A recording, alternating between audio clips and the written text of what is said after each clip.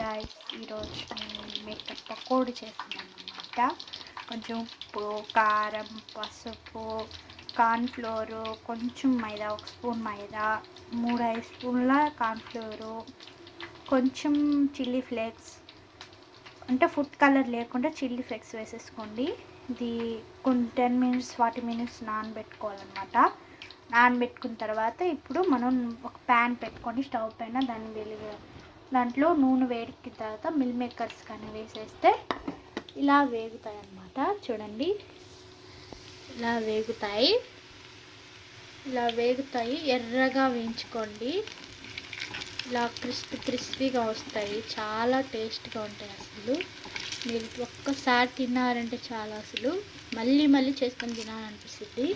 ఇలా ఈజీగా చేసేసుకోండి. ఫుడ్ కలర్ యాడ్ చేసుకుంటే యాడ్ చేసుకోండి, లేకపోతే లేదు, అది మీ ఇష్టం. ఫుడ్ కలర్ లేకుండానే చూడండి ఎంత బాగా వస్తుందో.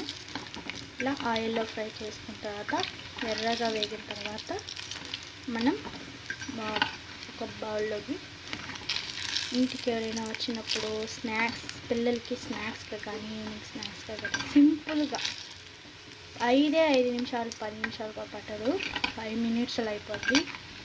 ఓకేనా, ఈరోజు నా రెసిపీ ఇదే అన్నమాట. ఇది ఒకసారి ట్రై చేస్తుంది, ఎలా ఉందో కామెంట్ చేయండి, సబ్స్క్రైబ్ చేసుకోండి, లైక్ చేసుకోండి, షేర్ చేయండి.